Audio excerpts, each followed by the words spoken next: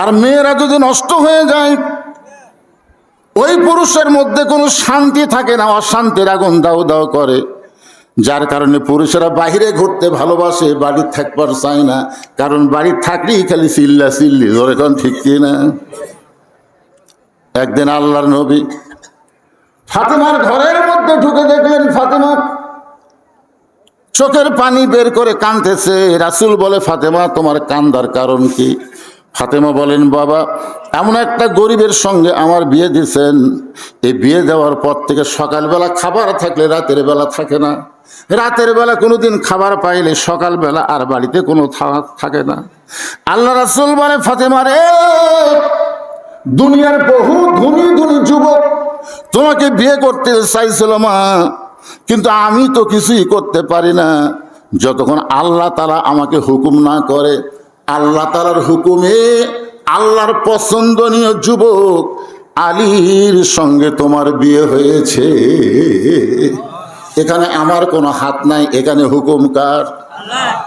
রাসূল বললেন, ফাতেমা তুমি শুনলে খুশি হবে, দুনিয়ার এত কষ্ট তোমার জীবনে, এরপরও আল্লাহ তোমাকে সাইদাতুন নিসাই আহলিল জান্নাহ ফাতেমাতুজ জোহরা জান্নাতি নারীদের নেত্রী বানায়া দিছে। সঙ্গে সঙ্গে ফাতেমা মুস্কি মুস্কি হেসে বলে, বাবা কোন আমলের কারণে আল্লাহ আমাকে খাতুনে জান্নাত ডিগ্রি দিল? নামাজের কারণে, রোজার কারণে, না কোন আমলের কারণে? আল্লাহ রাসূল বলেন, ফাতেমা শুধুমাত্র পর্দা করার কারণে আল্লাহ তোমাকে খাতুনে জান্নাত ডিগ্রি দিয়েছে। ফাতেমা চোখের পানি মুছে বলল, বাবা আমার আর কোনো টেনশন নেই, কয়দিনের দুনিয়া, বাল তুসিরুনাল হায়াতাদ দুনিয়া ওয়াল আখিরাতু খায়রুন ওয়া আবকা। তুচ্ছ এই দুনিয়ার মোহে আর আমি কোনোদিন কষ্টের জন্য কাঁদবো না। চিরস্থায়ী আখিরাতে আল্লাহ যদি আমাকে জান্নাতি নারীদের নেত্রী বানায় দেয়, এর চাইতে আনন্দ আর কিছু আছে? এই কথা বলে নবী চলে যাচ্ছেন। যাওয়ার সময় রাস্তায় আল্লাহ বলতেছেন, হাবিব মেয়েকে তো একটা খবর ভালোই দিলেন, কিন্তু আর একটা খবর আছে। আল্লাহ রাসূল বলেন, আল্লাহ সেই খবরটা আবার কি? বলে, সেই খবরটা হলো একজন মেয়ে আপনার ফাতেমার আগে জান্নাতে যাবে। রাসূল বলতেছে, আল্লাহ আপনি যাকে জান্নাতি নারীদের নেত্রী বানালেন, তার আগে আবার একটা মেয়ে জান্নাতে যাবে, সেই মেয়েটা কে? সেই মেয়েটাকে আল্লাহ তাআলা জানায় দিলেন, নবী গো, ওই যে তাকায় দেখেন একটা পাহাড়, ওই পাহাড়ের সামনে ছোট্ট একটা জঙ্গল, ওই জঙ্গলের সামনে ঝুবড়ি একটা বাড়ি, ওই বাড়িটা হলো একটা কাঠুরিয়ার বাড়ি। ওই কাঠুরিয়ার বউ জামিলাকে আল্লাহ তাআলা ফাতেমার আগে জান্নাতে দিবে। আপনারা তো সুবহানাল্লাহ করলেন, রাসূল সুবহানাল্লাহ। আল্লাহ রাসূল ফাতেমাকে কলিজার টুকরা বলে সম্বোধন করতেন, কিন্তু খবর কার?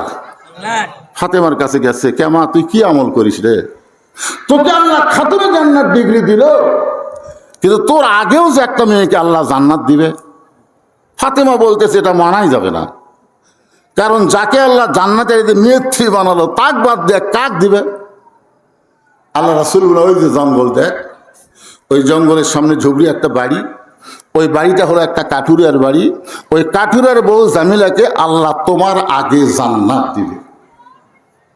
সঙ্গে সঙ্গে ফাতেমা বলতেছে, বাবা ওই কাঠুরিয়ার একটা সাধারণ কাঠুরিয়া, তার বউ এমন কি আমল করলো যে আমল করার কারণে আমার আগে আল্লাহ তাকে জান্নাত দিবে?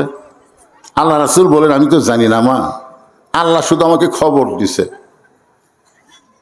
ফাতেমা বলতেছে, বাবা কোন আমলের কারণে আমার আগে আল্লাহ তাকে জান্নাত দিবে, এটা যদি আমি জানতে চাই, আল্লাহ রাসূল বললেন, তাহলে তুমি তদন্ত করে জানতে পারো। সুবহানাল্লাহ বলেন। পরদিন আসরের নামাজের পরে ফাতেমা চুপি চুপি চুপি চুপি ওই জামিলার বাড়ির দরজায় জামিলা জামিলা বলে ডাকতেছে। জামিলা ঘরের দরজায় এসে বলতেছে, কে গো আপনি? আমার নামটা আপনি কেমনে জানলেন? আমাকে জামিলা জামিলা বলে আপনি ডাকতেছেন। ফাতেমা বলতেছে, আমি নবীর কলিজার টুকরা ফাতেমা, আমি তোমার সঙ্গে একটু দেখা করবার চাই। জামিলা বলতেছে, আমার সারা জীবনের সাধনা একটাবার নবীর কলিজার টুকরা ফাতেমাকে আমি দেখতে চাই। ফাতেমা বললেন, তাহলে দরজা খুললেই তোমার আমার দেখা হয়ে যায়। জামিলা বলতেছে, আমি দরজাটা খুলবো কেমনে? আমার স্বামী এখন বাড়িতে নাই, আর স্বামীর হুকুম ছাড়া নবীর মেয়ে ফাতেমার জন্য দরজা খুলতেও আমার বড় ভয় হয়। ফাতেমা চমকে উঠছে, ওরে বাবা রে, স্বামীর হুকুম না থাকলে একটা মেয়ে ফাতেমার জন্য যদি আরেকটা মেয়ে জামিলা দরজা খুলবার না পারে, এই মেয়েটার কাছে আমাকে যাওয়া লাগবেই। এমন ভিতরে ভিতরে কি আমল করে এটা আমাকে জানা লাগবে। জামিলা বলতেছে, ওগো নবীর মেয়ে ফাতেমা, কষ্ট নিয়েন না, আপনি আগামীকাল এই সময় আসবেন, আমি স্বামীর কাছ থেকে হুকুম নিয়ে রাখবো, আর স্বামী হুকুম দিবে, আগামীকাল আসা মাত্রই আমি দরজা খুলে দিব। জামিলা বলতেছে, ইনশাল্লাহ আগামীকাল এই সময় আমি আসব, কারণ আমার জানাই লাগবে। সাল্লাল্লাহু আলাইহি। ফাতেমার আকর্ষণ বাড়ছে না কমছে? আকর্ষণ বাড়ার কারণ কি? যে স্বামীর হুকুম ছাড়া যে মেয়ে দরজা খোলে না, পুরুষ মানুষ না রে, একটা মেয়ে মানুষের জন্যে, তাও সাধারণ কোনো মেয়ে না। আমাদের বউগুলা কি করতেছে,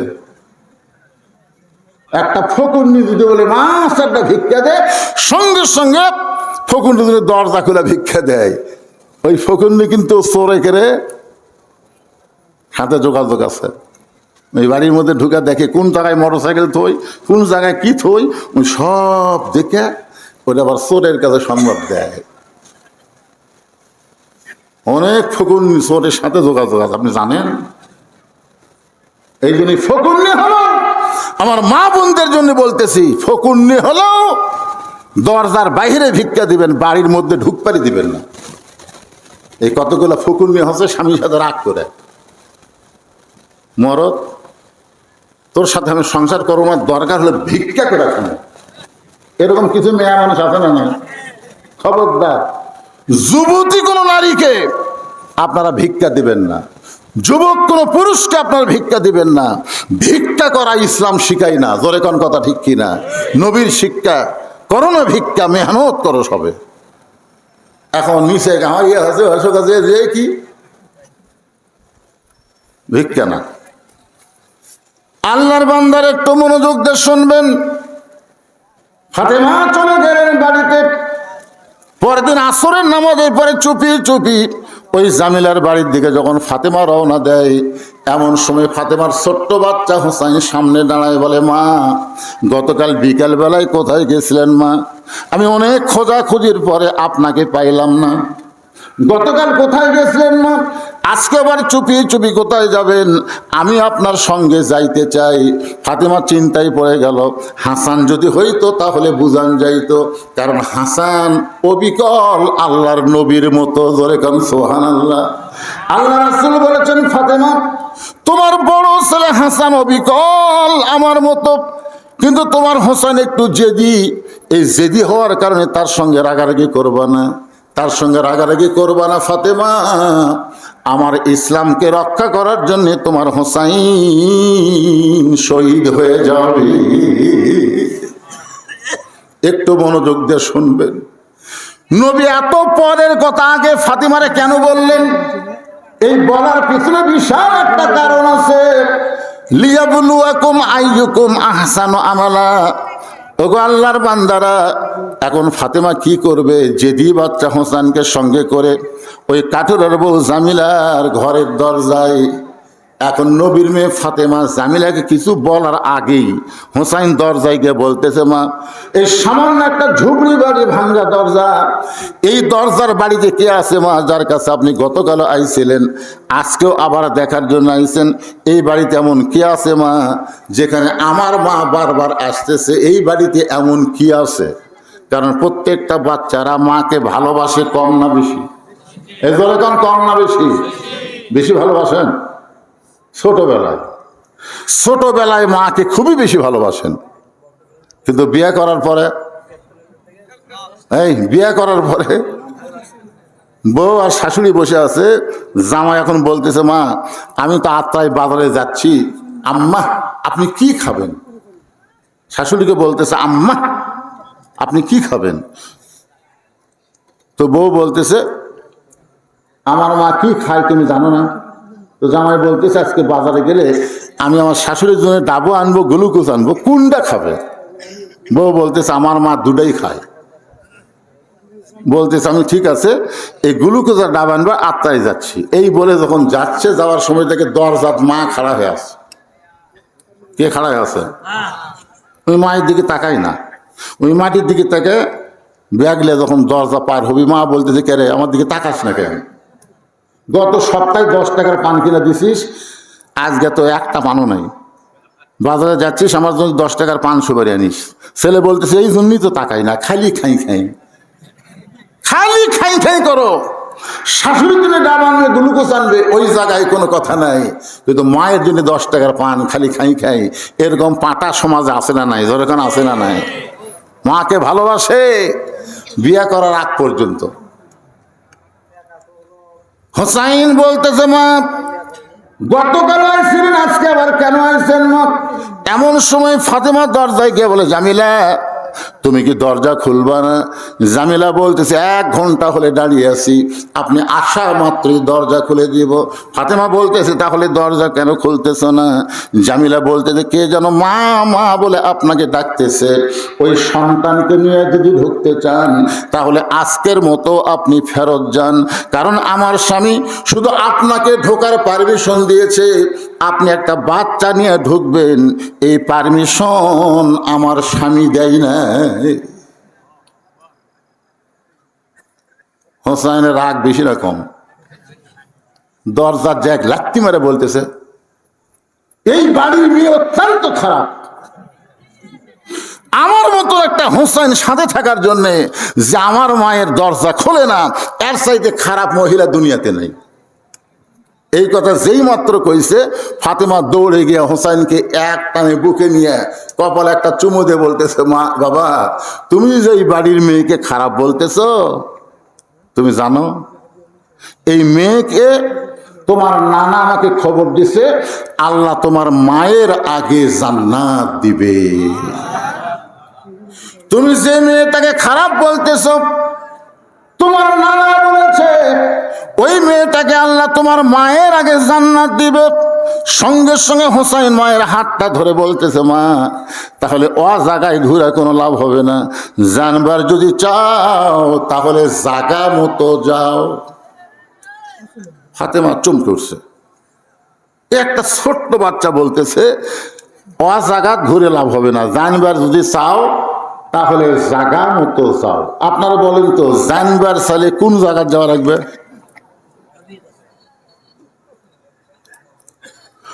মনে বড় আশা ছিল যাব মদিনায়। এই গানটা গাড়ি কি গুনাহ হবে? তাহলে সকলে যুবক জীবনে কত গান গেলে রে, একটা গানের সাইজ নাই। একটা সুন্দর গান, সবাই বলো, মনে বড় আশা ছিল যাব মদিনায়, সালাম আমি করব গিয়া, সালাম আমি করব গিয়া নবীজি রওজায়, মনে বড় আশা ছিল যাব মদিনায়। এই গানটা আব্দুল আলিম সর্বপ্রথম গাইছিল দিনাজপুরে 1968 সালে। স্বাধীনতার 3 বছর আগে আব্দুল আলিম এই গানটা গাইছিল দিনাজপুরে, মনে বড় আশা ছিল যাব মদিনায়।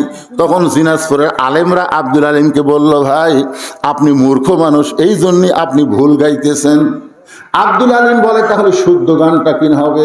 তখন আলেমরা বলে দিল, আপনি বলেন, মনে বড় আশা ছিল যাব মক্কা মদিনায়। আপনি মক্কা বাদ দিয়ে মদিনায় যাই কি করবেন?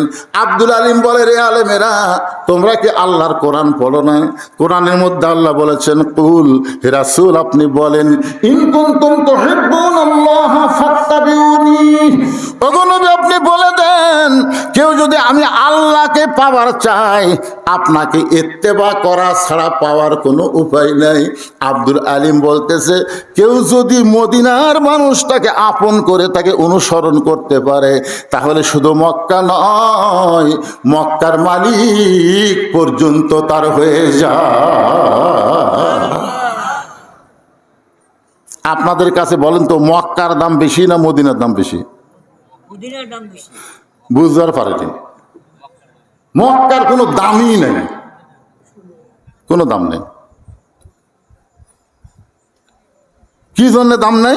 মক্কা যেদিন বিজয় হলো সেদিন সাহাবেরা সবাই বায়না ধরল, হুজুর এত বছর যে কাবার দিকে মুখ করে আমরা নামাজ পড়ছি, আজকে যখন মক্কা বিজয় হয়ে গেল, আমরা আল্লাহর কাবা ঘর তাওয়াফ করবার চাই।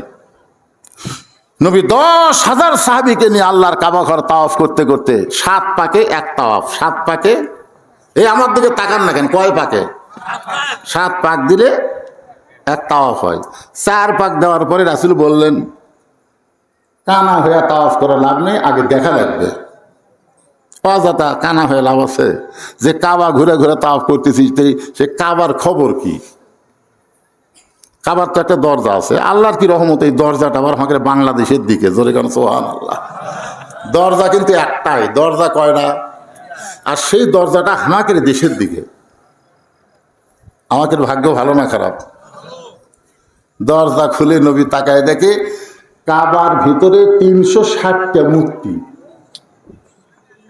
কাবার ভিতরে কি?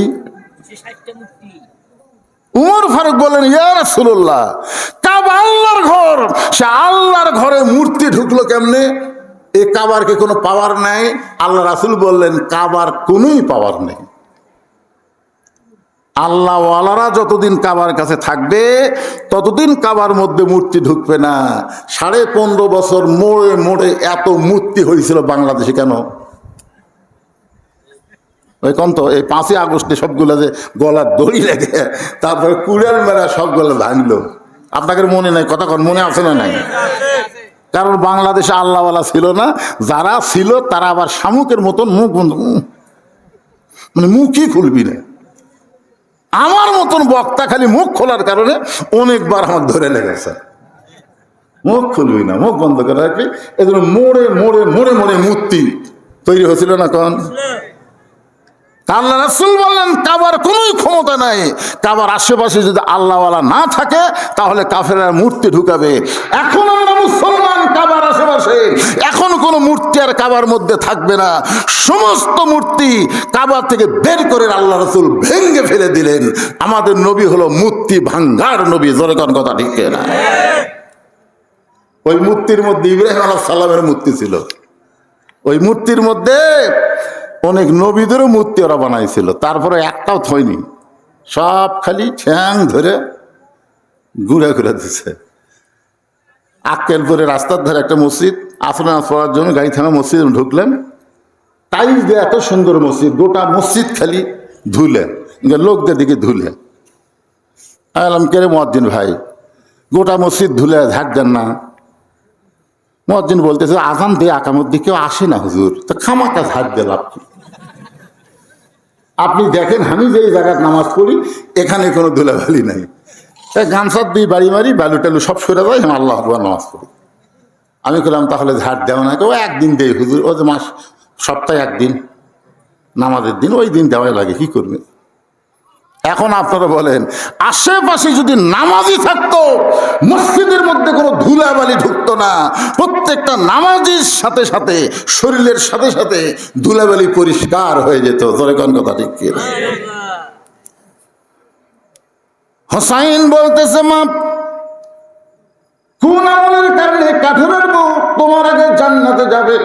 জানবার যদি চাও তাহলে অজাগাত ঘোরা লাভ নাই, আসল জায়গায় যাইতে হবে। আসল জায়গা হলো আমার নানা।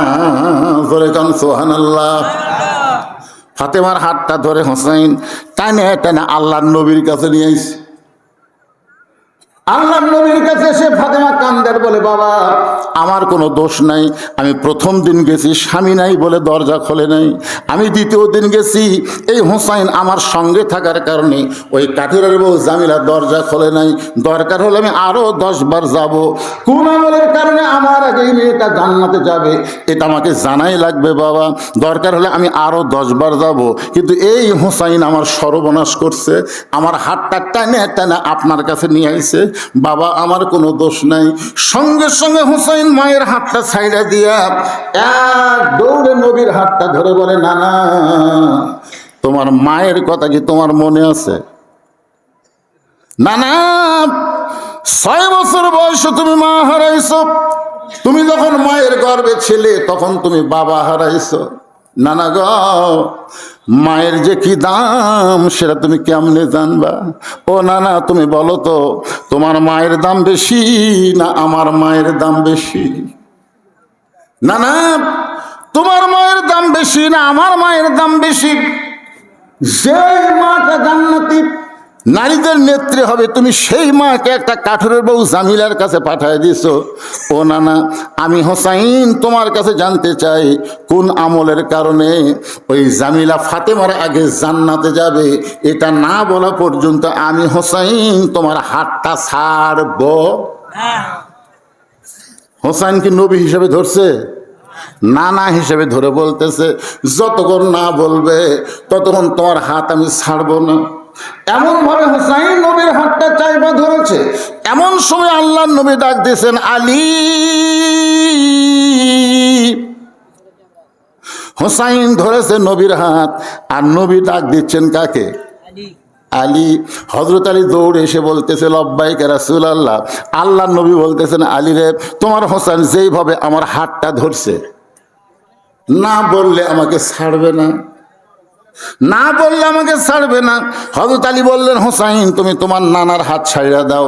হোসেন বলতেছে, বাবা আপনি কি জানেন আমার নানা এমন একটা খারাপ খবর দিছে, আমার মায়ের আগে একটা মেয়ে নাকি জান্নাতে যাবে। আমার মায়ের আগে একটা মেয়ে জান্নাতে যাবে। কোন আমলের কারণে? এটা যতক্ষণ পর্যন্ত আমার নানা না বলবে ততক্ষণ পর্যন্ত আমি হাতটা ছাড়বো না। সঙ্গে সঙ্গে আলী বলতেছেন, আরো জোরে ধর, আরো জোরে ধর। কারণ কে আগে জান্নাতে যাবে কে পরে যাবে এটা মেয়ে মানুষ হোক না বলে পুরুষ মানুষ হোক বললে তো কোনো সমস্যা নেই। কারণ মেয়ে মানুষেরা, প্রত্যেকটা মেয়ে মানুষের মনের মধ্যে কিন্তু একটা, কি মনে করেন, একটা উপরে থাকার ভাব আছে না নাই? এই কথা কর না কেন? এতে খালেদা হাসিনার এত রাগারাগি কারণ কি? কোনো মেয়েই চায় না যে আর এক মেয়ে তার উপরে থাকে। আল্লাহ রাসূল বলেছেন, 1 নম্বর জান্নাতে আবু বকর, 2 নম্বর ওমর, 3 নম্বর ওসমান, 4 নম্বর আলী, 5 নম্বর আব্দুর রহমান ইবনে আওফ। কোন সাহাবী কি বলেছে, হুজুর 1 নম্বর আবু বকর কেন? কারণ পুরুষ মানুষের চিন্তা হলো জান্নাত পালি হলো। পুরুষের চিন্তা কি? জান্নাত পালি হলো। আর মেয়ে মানুষের কি চিন্তা দেখছেন, আমার আগে কেন যাবে?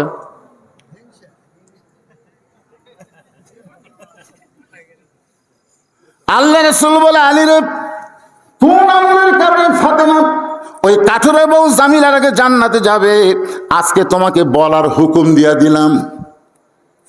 আলী বলতেছে, হুজুর আপনি কিন্তু নিষেধ করেছিলেন। রাসূল বলতেছেন, আজকে বলার হুকুম দিয়া দিলাম। ধরে কান সুবহানাল্লাহ। সঙ্গে সঙ্গে ফাতেমা এসে স্বামীর হাতটা ধরে বলতেছে, ওগো স্বামী, ওই সাধারণ কাঠুরার বউ আমি ফাতেমার আগে জান্নাতে যাবে কোন আমলের কারণে আপনি জানার পরও কেন আমাকে বলেন নাই? আলী বলতেছে, তোমার বাবা নিষেধ করেছে, এই কারণেই আমি বলতে পারি নাই।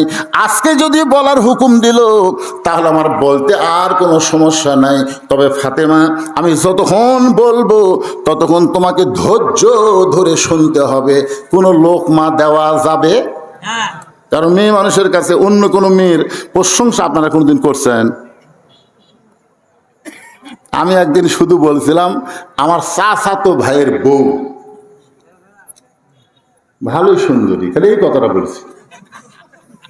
আমার চাচাতো ভাইয়ের বউ ভালোই সুন্দরী, এ কথা বলা মাত্রই আমার বউ উত্তর দিল, আপনি কবে থেকে লুচ্চা হলেন? আমি কইলাম, লুচ্চা মানে? তা আপনি হুজুর মানুষ, আপনার চাচাতো ভাইয়ের বউ সুন্দরী, আপনি কিভাবে দেখলেন?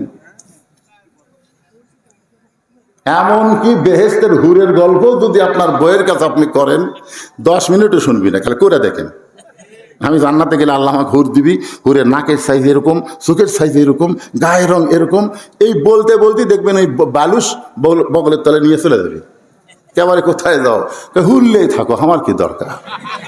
এরা কিন্তু এইরকম হিংসুক ভাই। খবর লিখেন কোনোদিন? একদিন লিয়ে দেখেন এর ভিতরে কি জ্বলতিছে। হযরত আলী বলতেছেন, ফাতেমা শুনবার যদি চাও তাহলে ধৈর্য ধরে শোনা লাগবে। এবার ফাতেমা ধৈর্য নিয়ে যখন বসলেন, আলী এবার বলা শুরু করলেন, ফাতেমা রে, তোমার কি মনে আছে একদিন দুপুর বেলায় তুমি আমার সামনে এসে কাঁদতেছো? আমি বললাম, ফাতেমা কান্দার কারণ কি? ফাতেমা বলতেছে, গোটা বাড়ি ঘর খুঁজে দেখেছি কোনো খাবার নাই, এমনকি আপনার পকেটের মধ্যে কোনো পয়সা নাই। আমার হাসান হোসাইন 2টা ছেলে না খাইয়া ঘুম পাড়তেছে। এখন ঘুম থেকে ওঠার পরে এরা তো আপনার কাছে বায়না ধরবে না, বায়না ধরবে আমি ফাতেমার কাছে। এখন বলেন তো, ক্ষুধার্ত 2টা সন্তান যদি খাওয়ার জন্য বায়না করে আর আমি যদি খাবার দিবার না পারি, তাহলে আমার যে কেমন কষ্ট হবে। ওগো স্বামী, আপনাকে একটা জিনিস দিব, এইটা বিক্রি করে আপনি টাকা নিয়ে আসবেন। এই বলে ফাতেমা একটা ওড়না বের করে হযরত আলীর হাতে দিয়ে দিলেন। ওড়নাটা আলীকে বললেন, বিক্রি করে যেই টাকা হবে সেই টাকা দিয়ে আপনি খাবার নিয়ে আসবেন। হযরত আলী ফাতেমার ওড়নাটাকে পকেটের মধ্যে ঢুকাইয়া বাজারের দিকে রওনা দিলেন। পকেটের মধ্যে ঢুকানোর কারণ হলো, কারণ নিজের বইয়ের ওড়না যদি বিক্রি করবার চায় আর জনগণ যদি হঠাৎ বলে ফেলে, আলী রে এই ওড়নাটা কার, আর যদি বলে আমার বউ ফাতেমার, তখন অবশ্যই খরিদ্দার মনে করবে যে এই পুরুষ মানুষ বইয়ের জিনিস বেচা খায়, ওই পুরুষ হলো দুর্বল পুরুষ। যেই পুরুষ বইয়ের জিনিস বেচা খায়, আপনার কোন তো এই পুরুষ সবল না দুর্বল? নিজের জীবনও সোনার কি কোনো কিছু কিনে দেওয়ার পারে নাই। বিয়ের সময় 1 ভরি সোনার একটা মালা ওই মেয়ের বাপ দিছে, 1 ভরি সোনার মালা। ওই জমির ধারে একটা জমিবার আছে, দাম হলো 80,000। কত দাম? ওই এখন ভাত খাবার বসাই খালি ওই বইয়ের গলার দিকে তাকায়। বউ কে গো, খাওয়া বাদ দে, আমার দিকে তাকাও কেন? বলে একটা জমিবার আছে রে, 80,000, 60,000 টাকা আমার আছে, খালি 20,000 টাকা নেই। 20,000 টাকা হলেই জমিটা হয়ে যায়। বউ বলতেছে, ইন্নাল্লাহা মা সাবিরিন, ধৈর্য ধরেন, এ বছর হয়নি, আগামী বছর হবে। রাগ করে বলতে, তোর বাপের জমি, আমার জন্য 1 বছর থুবি। বউ কয়, তাহলে কি করব? আমি কি করব? ওই যে গলাত যেটা দিয়েছিস, গলাত তোর বাপ দিছে ঠিকই, পুরানা হয়ে গেছে, সেটা জানিস? এই মালা এখন চলে। এই যে ভাত খাতে খাতে বলতেছি, মালাটা আমার খুলে দে। 1 ভরি সোনার মালা, আগামী বছর তোকে 2 ভরি সোনার নতুন মালা মানে দেবো রে মুসলমানের বাচ্চা, ওয়াদা দিলাম। এমন সাটি মারছে, বউ গলার মালা খুলে দিছে। ওই এখন বিক্রি করে জমি লিছে। মেয়ে মানুষ সব জায়গাত হিসাব না থাকলেও কত জায়গাত কিন্তু ঠিকই থাকে।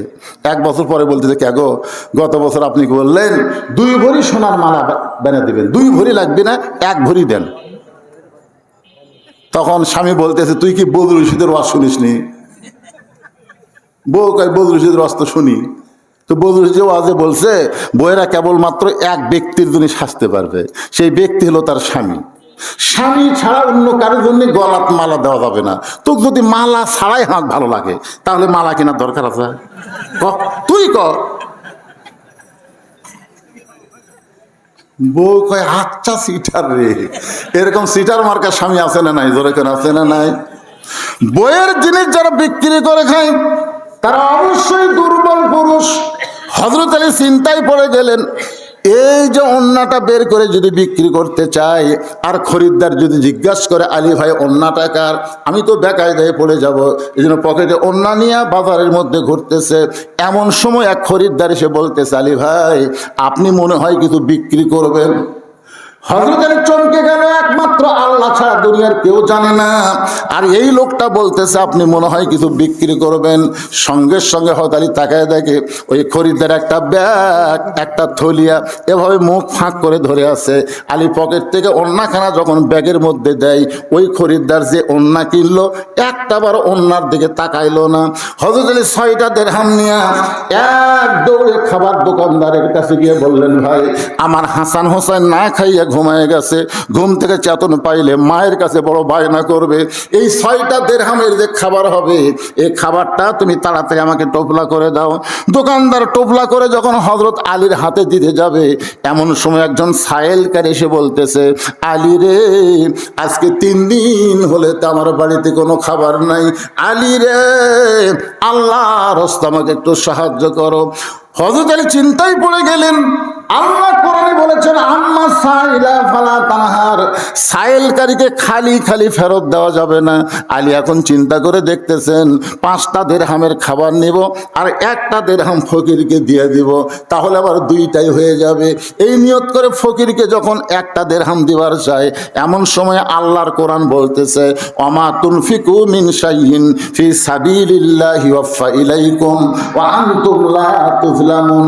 আলী রে ফকিরকে তুমি যদি 1টা দিরহাম দাও, ফকিরকে তুমি 1টা দিরহাম দেওয়ার কারণে আল্লাহ তোমাকে 10টা দিরহাম ফেরত দেবে। তুমি যদি 2টা দিরহাম দাও তাহলে আল্লাহ 20টা দিরহাম তোমাকে দিবে। তুমি যদি 6টা দিরহাম ওই ফকিরকে দিয়ে দাও, আল্লাহর কোরআনের ওয়াদা অনুযায়ী আল্লাহ তোমাকে 60টা দিরহাম দিয়া দিবে। হযরত আলীর কাছে সন্তানের দাম বেশি না কোরআনের গুরুত্ব বেশি? এই বাবা ছেলেরা তোরা বসিস না কে রে, বসিস না কেন তোরা? এই যে বাচ্চাগুলা, কতগুলো বাচ্চা কোরআনের মাহফিলে বসতে পারে না, কারণ কি জানেন? না না না, ওরা বসতেছে না ওদের মায়ের কারণে। ওরা যখন পেটের মধ্যে ছিল তখন ওদের মায়েরাও বসেনি, কেউ বসবার বললেই কয় কাম আছে, এই কথা বলে বার হয়ে যায়, বসেনি। ওই মায়ের পেট, মা যা সন্তানও তাই। মা যদি ভালো হয় সন্তান আল্লাহর ওলি হয়ে যায়। জোরে কোন সুবহানাল্লাহ। যে সন্তানেরা বাহিরে ঘুরঘুর করতেছে এটা সন্তানের দোষ না। ওরা যখন মায়ের পেটে ছিল, মা তখন পেট উঠলে গোটা পাড়া ঘুরেছে, ওই পেটের মধ্যেই ঘোরা ব্যায়াম শিখছে। আপনারা জানেন, মা যদি পেটে বাচ্চা নিয়ে নামাজ পড়ে, রুকুর থেকে যখন সেজদায় যায়, পেটের মধ্যে বাচ্চা যখন এরকম দোমড় খায়, ফেরেশতা বলে আল্লাহ দেখো তোমার বান্দি নামাজ পড়ে, পেটের মধ্যে বাচ্চার কষ্ট হয় না। আল্লাহ বলে ফেরেশতা সাক্ষী থাকো, যেই মা পেটে বাচ্চা নিয়ে নামাজ পড়তেছে, ওই মা শুধু নিজে নামাজ পড়তেছে না, পেটের বাচ্চাকেও নামাজি বানায়া দিচ্ছে। বুঝছেন? এই বেটাগুলোতে ঘুরতেছে, ওদের খাড়ায় আছে, এতবার বসবার করে তাও বুঝতেছে না।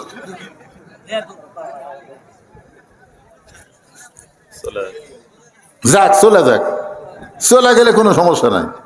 হ্যাঁ, একটু মনোযোগ দিয়ে শুনবেন। মনে আছে আপনাদের কি কথা বলতেছিলাম? আলী বলতেছেন, ফাতেমা আমি ফকিরকে 6টা দিরহাম দিয়ে দিলাম। ফকির খুশি হয়ে যখন চলে গেছে, ফকির খুশি হয়ে চলে গেল। যেই ফকির কানতে কানতে ভিক্ষা চালো, সেই ফকির 6টা দিরহাম পেয়ে খুশি হয়ে চলে গেল। এখন দোকানদার বলতে চালি, ভাই খবর কি? 6টা দিরহামের যে টোপলা করলাম, এই টোপলার খবর কি? এখন আলী বলতেছে, দোকানদার ভাই আমার টোপলা দেওয়া হবে না, তুমি 2 বস্তা খাবার প্যাকেট করো। হযরত আলী দোকানদারকে 2 বস্তা খাবার প্যাকেট করার কথা বলে মনের দুঃখে বাজারের মধ্যে ঘুরতেছে। বিশ্বাসে মিলাই বস্তু, তর্কে বহুদূর। হযরত আলী আল্লাহর কোরআনের উপরে বিশ্বাস আছে না নাই? এই তোর এখন আছে না নাই? বিশ্বাস নিয়ে বাজারের মধ্যে ঘুরতেছে। হঠাৎ একজন মানুষ উট নিয়ে রাস্তা দিয়ে আসতেছে। আলীকে সালাম দে, বলে আলী ভাই ওয়াজাতা বাজারে ঘোরা জায়েজ নাই, এই উটটা কিনবেন নাকি? আলী বলতেছে, 1টা পয়সা আমার পকেটে নাই, উটটা কেমনে কিনবো? উটারা বলতেছে, 100 দিরহামে বাকিতে উটটা কিনবেন, বিক্রি করে আপনি টাকা দিবেন, এটাও কি আপনি পারবেন না? আলী চিন্তা করে, এত বড় সুযোগ আমার জীবনে কোনোদিন পাই নাই। 100 দিরহামে বাকিতে উটটা কিনে, উটটা নিয়ে যেই মাত্র বাজারে গেছে, চারিদিক থেকে খরিদ্দার ঘিরে ধরে বলতেছে, ও শিক্ষামন্ত্রী হযরত আলী। কারণ আল্লাহর নবী যখন মদিনার খলিফা ছিলেন, মদিনার বাদশা ছিলেন, প্রেসিডেন্ট ছিলেন, তখন ওই সময় শিক্ষামন্ত্রী হলেন হযরত আলী। জোরে কারণ সুবহানাল্লাহ। নবী যখন মদিনার প্রেসিডেন্ট ছিলেন, ওই সময় ধর্মমন্ত্রী হলো আবু বকর, আইনমন্ত্রী হলেন হযরত ওমর, আর অর্থমন্ত্রী হলেন ওসমান গনি, আর শিক্ষামন্ত্রী হলেন হযরত আলী।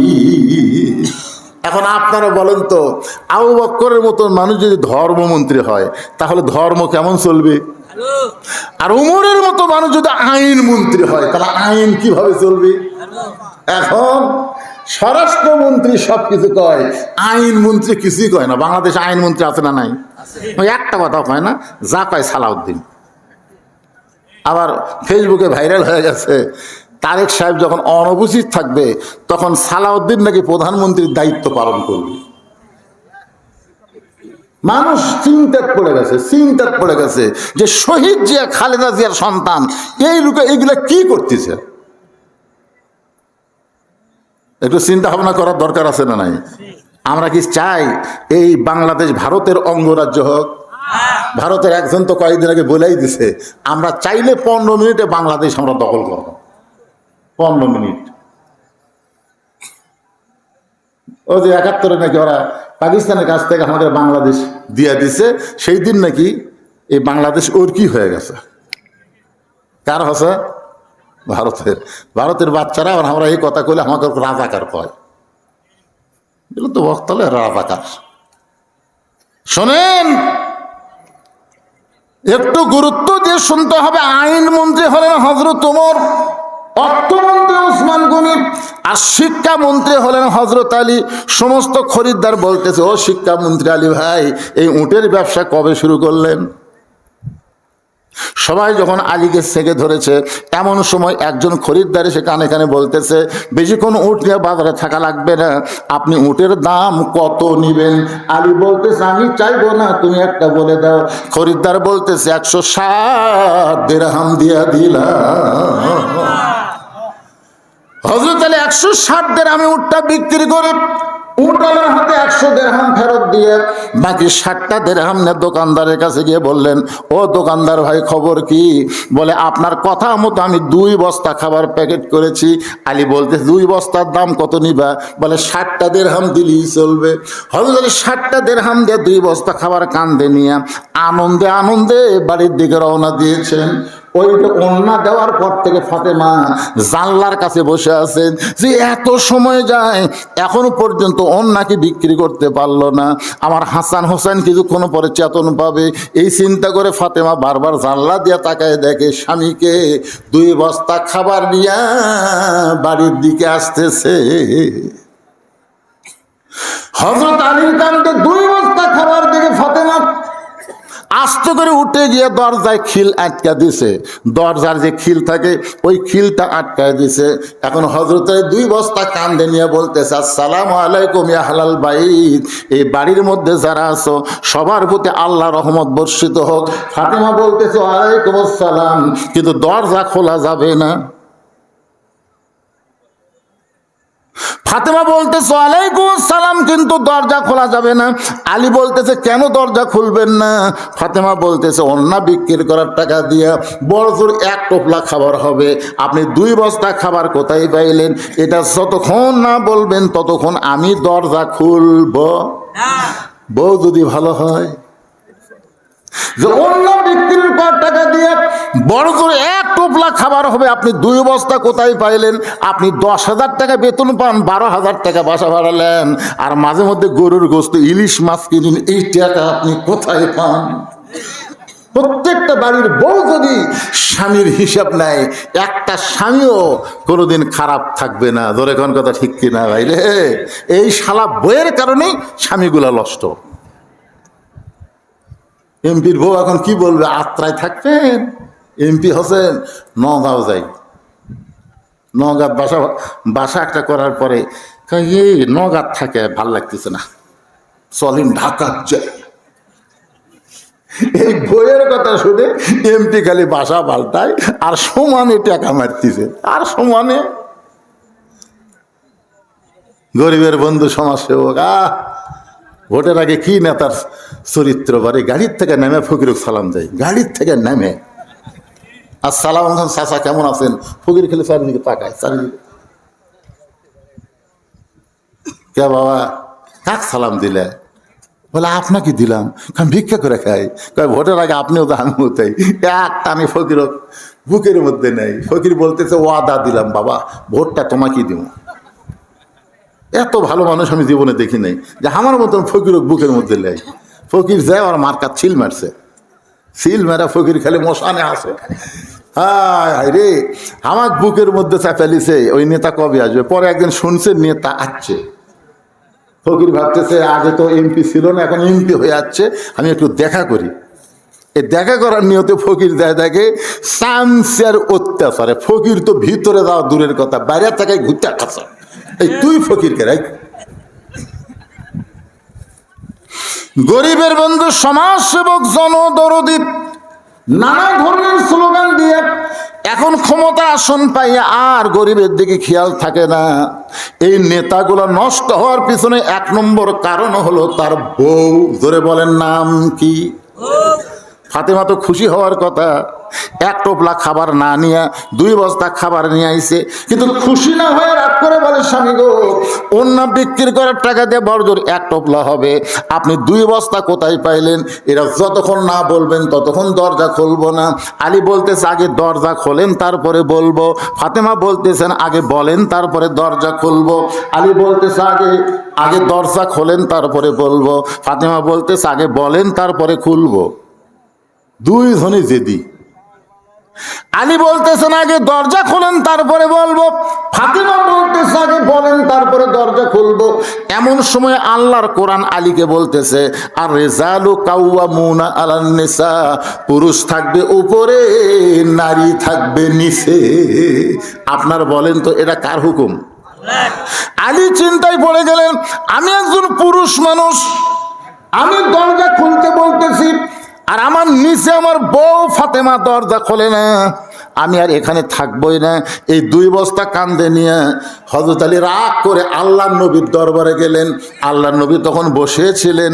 আলীকে দেখার সঙ্গে সঙ্গে নবী আমার দাঁড়িয়ে গেলেন।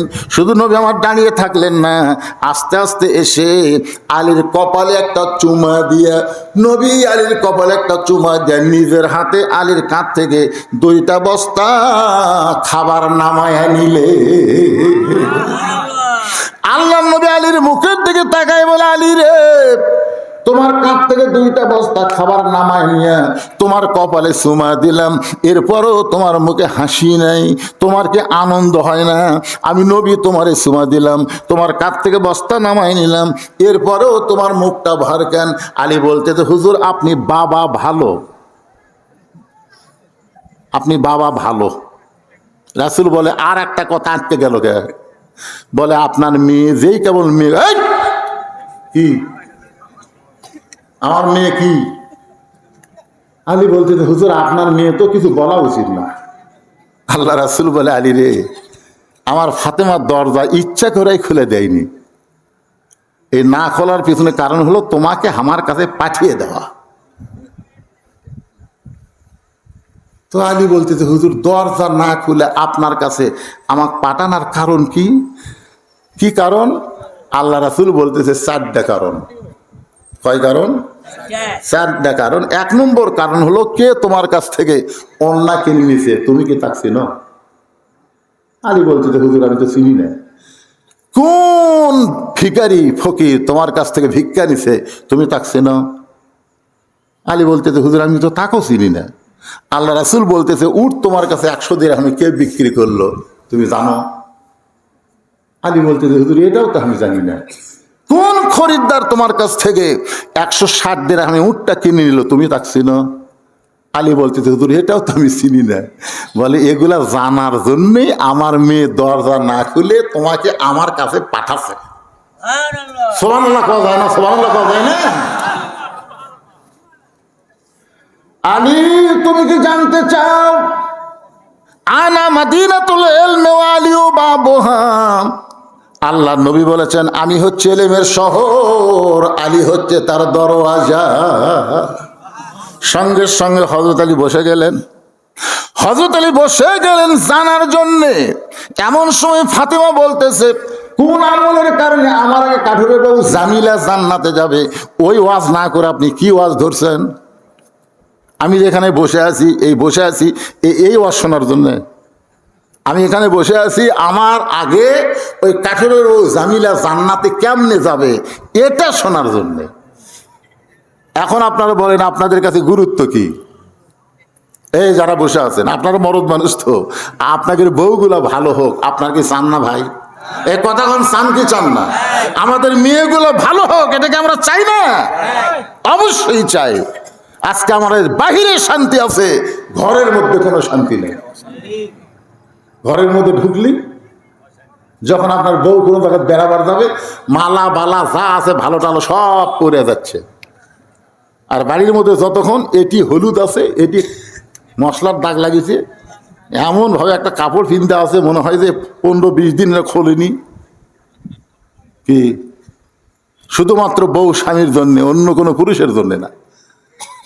আমার মায়েরা যারা পর্দার অন্তর আছেন একটু মনোযোগ দিয়ে গুরুত্বপূর্ণ কথা শুনবেন। আল্লাহ রাসূল বলে, আলী রে, কোন খরিদ্দার তোমার কাছ থেকে ফাতেমার ওন্না কিনেছে? কোন ফকির তোমার কাছে ভিক্ষা চেয়েছে? কে তোমার কাছে উটটা বিক্রি করলো? কে আবার খরিদ্দার হয়ে উটটা কিনলো? তুমি কি জানতে চাও? সমস্ত আলী একেবারে শরীরের সমস্ত শক্তি দিয়ে বলতেছি, ইয়া রাসূলুল্লাহ, জানার জন্য আমি এখানে বসে গেলাম। ধরে কেন সুবহানাল্লাহ। এখন হযরত আলী বসে গেছে, আল্লাহ রাসূল এখন বলবে। তো আলী যদি শোনার জন্য বসে থাকে, আপনারা কি শুনবেন না? মৃত্যু আমাদের সাথে আছে। কেন আল্লাহ বললেন? আমি এই আয়াতের তাফসীর পড়েই তো আসলে আল্লাহ বলতেছেন, আল্লাযী খালাকাল মাউতা ওয়াল হায়াতা। আগে মরার কথা বললেন, তারপরে জীবনের কথা বললেন। কেন বললেন? কারণ আমাদের সাথেই মৃত্যু রয়েছে। যারা গাড়ির মধ্যে চড়েছিল, ফেরির উপরে গাড়ি উঠলো, ওরা কি মনে করছিল যখন মর্ম? মনেই করেনি। কিন্তু আহারে, এই দৃশ্যগুলো আমাদের বাংলাদেশে আল্লাহ আমাদের দেখাচ্ছেন, যে দেখেও তো মানুষ কিছু শেখা দরকার। খালি ঘাড় কাত করে উপর দিকে তাকায়, কি দেখতেছেন ভাই? বলে 6 তলার ভিত দিছি হুজুর, 4 তলা হসে, আরো 2 তলা রড বার করে তুলছি, দোয়া করবেন আর 2টা তালা যেন করবার পারি। 2 কান্দের 2 ফেরেশতা বলতেছে, আল্লাহ ই যে হারে উপর দিকে তাকাচ্ছে এর খবর কি? আল্লাহ বলতেছে, ওর খবর হলো নিচতলা। 1 তালাও না, ওর খবর হলো নিচতলা। যেই তালা আমি চিন্তাই করে নাই সেই তালার মধ্যে থাকা লাগবে, অথচ বারবার ঘাড় কাট করে খালি দেখতেছে, এটা কার বাড়ি রে? আয় হায় কি সুন্দর রে। আল্লাহ বললেন, লিয়াবলুয়াকুম আইয়ুকুম আহসানু আমালান ওয়া হুয়াল আজিজুল গফুর। তোমাদের মৃত্যু আর হায়াতকে আমি আল্লাহ সৃষ্টি করেছি তোমাদেরকে পরীক্ষা করার জন্যে। এই মুরগি স্যাঁচা করে কেন? মুরগি তো দামি মুরগি নিয়ে দেখ স্যাঁচা করতে যায়।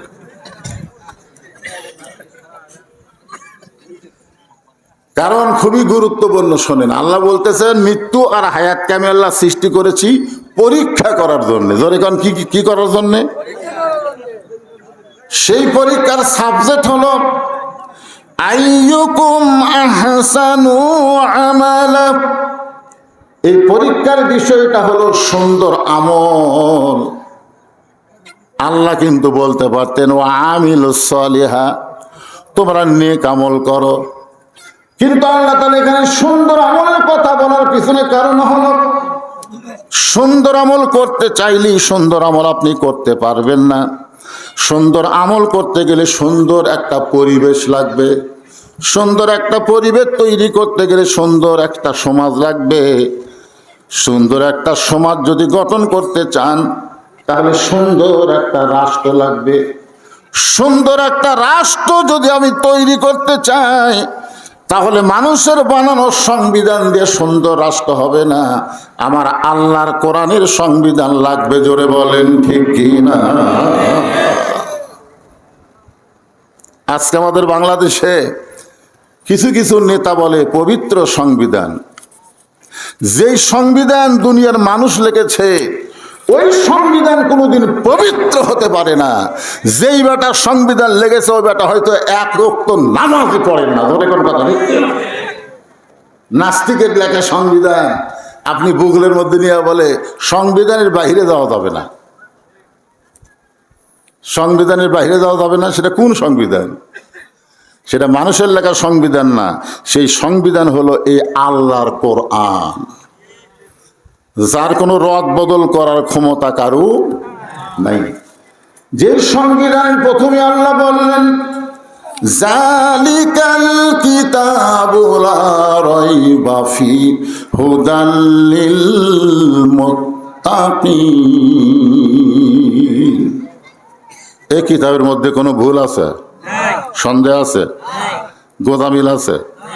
আচ্ছা, যে সংবিধান নিয়ে সালাউদ্দিন ঘুরতেছে, সালাউদ্দিন স্বরাষ্ট্রমন্ত্রী ঘুরতেছে, বারবার খালি সংবিধানের দোহাই দিচ্ছে, আপনার বলেন তো সেই সংবিধানে ভুল? মানুষের তৈরি লেখা সংবিধানে ভুল নাই? তো জোরে করে কি হয়?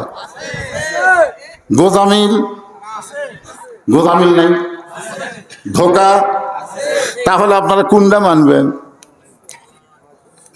গোজামিল, ধোকা, সন্দেহ সেটা মানবেন, না যার মধ্যে সন্দেহ নাই, গোজামিল নাই, ধোকা নাই, কোনটা ধরবেন?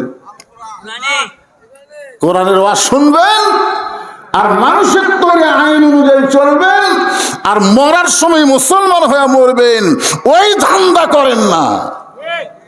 মুসলমান হয়ে মরতে গেলে সব বাদ দিয়ে আল্লাহর কোরআনকে গ্রহণ করা লাগবে। ধরে কোন কথা ঠিক কিনা? এই কোরআনকে গ্রহণ করার নামই হলো আহসান ওয়া আমালা, সুন্দর আমল।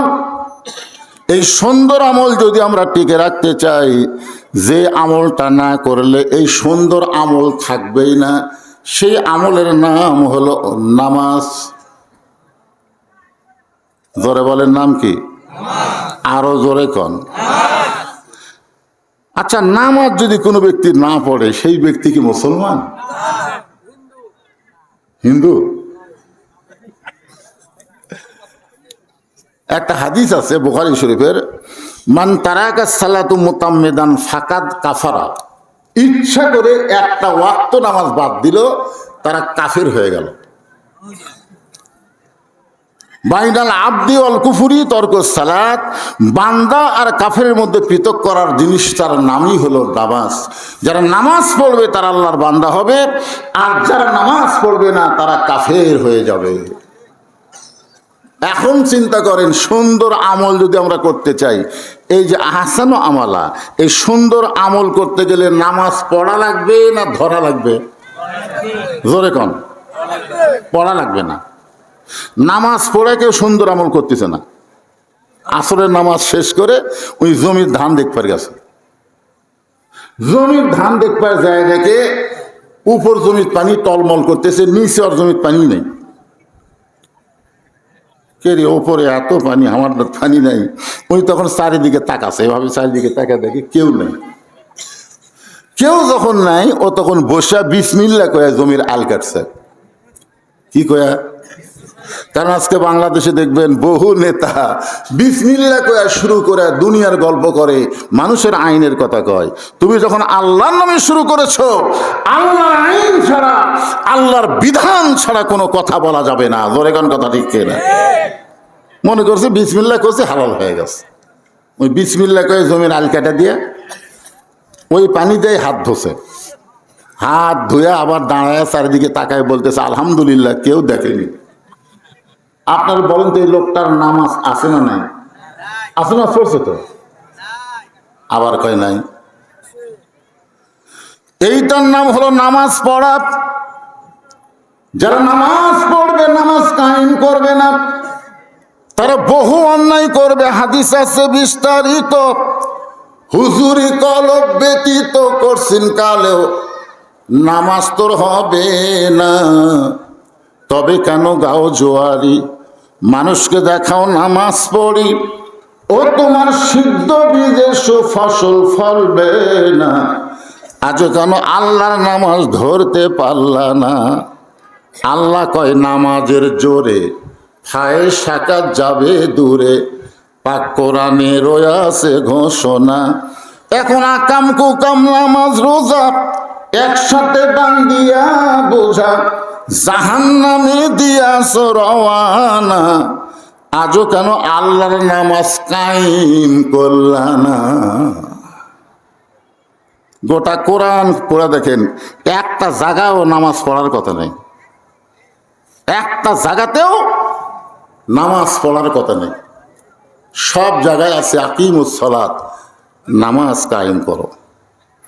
আপনারা বলেন তো, নামাজ পড়া আর নামাজ কায়েম করার মধ্যে তফাৎ কি? এ মনোযোগ দিয়ে শোনা লাগবে রে পাগলেরা, মৃত্যু আমাদের সাথে সাথে ঘুরতেছে, বাড়ির যাওয়ার গ্যারান্টি নাই।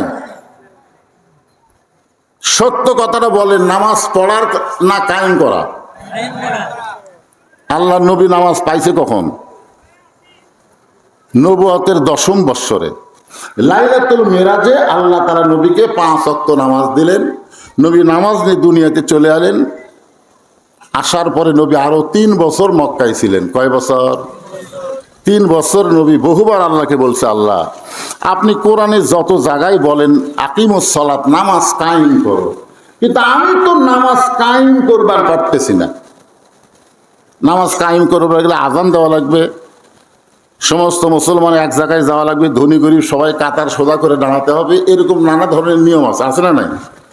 তো রাসূল বলতেছে, আল্লাহ আমি তো নামাজ কায়েম করার পরিবেশ পাচ্ছি না। সঙ্গে সঙ্গে আল্লাহ বলতেছে, হাবিব বর্তমানে মক্কায় যে পরিবেশ চলতেছে, এই পরিবেশে নামাজ কায়েম হবে না। তো রাসূল বললেন, আল্লাহ কি পরিবেশ লাগবে? আল্লাহ বললেন, মক্কায় হচ্ছে আপনি ইমাম আর আবু জেহেল নেতা। যেই দেশে ভালো মানুষ ইমাম থাকবে আর জালিমেরা নেতা হবে, ওই দেশে মানুষ নামাজ পড়তে পারে কিন্তু নামাজ কায়েম করা যাবে না। নামাজ কায়েম করতে গেলে যিনি ইমাম হবে তাকেই সমাজের নেতা হওয়া লাগবে, তাহলে নামাজ কি হবে? কায়েম হবে। আল্লাহ কোরআনে বলেন, আল্লাযীনা ইম্মাক্কান্নাহুম ফিল আরদ আকামুস সালাত।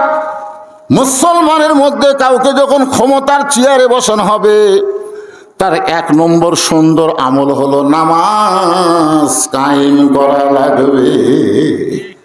আজকে যদি আমাদের সমাজে নামাজ কায়েম থাকতো, আমাদের যুবকগুলোর হাতে এই টাচ মোবাইল থাকলেও আমাদের কোনো টেনশন করা লাগতো না, কোনো টেনশন করা লাগতো না। এখন আর নামাজ কায়েম না থাকার কারণে এই মোবাইল থাকলেই তো চিন্তা। রাত যখন 10টা 12টা বাজে তখন মনে করে সবাই ঘুমাচ্ছে, জানলা দরজা বন্ধ করে দেই, অশ্লীল ভিডিও সমানে দেখতেছে। ও যদি 5 ওয়াক্ত নামাজ কায়েম করতো, আর কলিজার মধ্যে একটা ভয় থাকতো, কেউ না দেখলো আল্লাহ দেখতেছে, কেউ না লিখলেও 2 ফেরেশতা লিখতেছে। ধরে কোন কথা ঠিক কি না? আজকে আমাদের যুবকের এই চিন্তা আছে? ফ্রি ফায়ার খেলতেছে, এটা করতেছে, ওরা করতেছে। যুবকের মনে করতেছে আমার দাদা বেঁচে আছে আর বাপ বেঁচে আছে, আমার মরা এখনই করে। 177 জন যুবক মরেছে খালি ঈদের দিনে মোটর সাইকেলে। কি ভাবতেছেন ভাইজান? এই জন্য যুবকগুলো মনোযোগ দিয়ে শুনবেন। সুন্দর আমল করতে গেলে পুরুষের জন্য 1 নম্বর যেই নেক আমল, তার নাম হলো নামাজ। জোরে বলেন, তার নাম কি? আর পর্দার অন্তরালে যারা বসে বসে শুনতেছে, তাদের জন্য সুন্দর আমলের নাম কিন্তু নামাজ না, তাদের জন্য সুন্দর আমলের নাম হলো পর্দা। পুরুষের জন্য 1 নম্বর নেক আমল, সুন্দর আমল হলো নামাজ। আর নারীদের জন্য 1 নম্বর সুন্দর আমলের নাম হলো পর্দা। মেয়েদের যদি পর্দা না থাকে, ওই মেয়ে কোনোদিন সুন্দর আমল করতে পারবে না। ওই মেয়ে যতই নামাজ পড়ুক, রোজা করুক, হজ করুক, যাকাত দেখ, একটা আমল আল্লাহ কবুল করবে না যতক্ষণ তারা পর্দার মধ্যে না থাকবে। এখন আপনাদের কাছে আমি জানতে চাই, পুরুষের জন্য 1 নম্বর সুন্দর আমলের নাম কি? সবাই একসাথে বলবেন, নাম কি? এই নামাজ পড়া লাগবে না কায়েম করা লাগবে? কায়েম করার পরিবেশ এখনো বাংলাদেশে হয় নাই। 12 তারিখের আগে যত মাহফিল করেছি প্রত্যেকটা মাহফিলে বলেছিলাম সব দেখা হলো শেষ, আগামীতে দেখবো আল্লাহর কোরআনের বাংলাদেশ। আমরা বক্তারা সব বলছিলাম, কিন্তু হলো না, হয়নি। দেখছেন, আল্লাহর কোরআনের বাংলাদেশ যদি দেখতে পেতাম তাহলে নামাজ নিয়ে আমাদের আর কোনো ওয়াজ করা লাগতো না। সংসদে আমাদের বিল পাস করতো, নামাজ না পড়লে পাছাই বাড়ান লাগতো। জোরে কোন কথা, ঠিক কিনা কথা বলেন? এক ওয়াক্ত নামাজের, এক ওয়াক্ত নামাজ না পড়ার কারণে যদি 5টা করে বাড়ি মারতো পাছায়, আমাদের যুবকেরা নামাজ ধরতো। আর সোনার যুবকেরা যদি নামাজ ধরতো ওদের নিয়ে আর কোনো টেনশন করা লাগতো না, কারণ নামাজই পারে মানুষকে যাবতীয় ফাহিশা খারাপি কাজ থেকে বাঁচাই দিতে। এ কথা কার? ইন্নাস সালাতা তানহা আনিল ফাহশাই ওয়াল মুনকার। একমাত্র নামাজই পারে মানুষকে যাবতীয় ফাহিশা অশ্লীলতা থেকে হেফাজত করতে। পুরুষের জন্য তাহলে 1 নম্বর সুন্দর আমলের নাম কি? নামাজ কায়েম করা। খালি নামাজ বললে হবে না, 1 নম্বর সুন্দর আমলের নাম কি? নামাজ কায়েম করা। আর মেয়েদের জন্য 1 নম্বর সুন্দর আমলের নাম কি? আরো জোরে। এখন আপনাদের এলাকার পর্দার খবর কি? পর্দা। আমি যখন শুনলাম যে আপনাদের চাইতেও মেয়েদের সংখ্যা বেশি, তখন আমি নিয়ত করেছি আজকে মা বোনদের কিছু ওয়াজ করা লাগবে, কারণ মা বোনেরা যদি ভালো হয়ে যায় আমরা মরদ মানুষ ভালো হতে বাধ্য হয়ে যাবো। জোরে কোন কথা, ঠিক না? মা ঠিক, বাচ্চা ঠিক। একটা খ্রিস্টান নেপোলিয়ন বলেছে, তোমরা যদি ভালো একটা সন্তান চাও তাহলে ভালো একটা কিসের দরকার? মায়ের দরকার। আমার মায়েরা যারা পর্দার অন্তরে বসে আছেন, আপনি যদি ভালো হন তাহলে পুরুষ মানুষ ভালো হতে বাধ্য।